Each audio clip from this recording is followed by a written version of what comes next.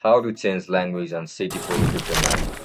Are you guys facing issues to create or change language on city pool crypto mining application? If that's so, then this video might help you out. Without further ado, let's dive into the video. To change language on city pool crypto mining application, first of all, open city pool on your mobile device. If you don't know how to download city pool on your mobile device, then make sure to check out our guide on how to do it. After you open up the app, log in into your account with the registered email and password. After you get logged in, look at the right bottom of your screen where you can see this profile icon. Just tap on profile icon. After you click on it, you can see multiple options available over here. Just tap on language. After you click on language, you can see multiple options over here. German, Spanish, French, and many others. Just simply select the one according to your preference. After you select it, click on save. Once you click on save, your language will instantly change. And that's it, guys.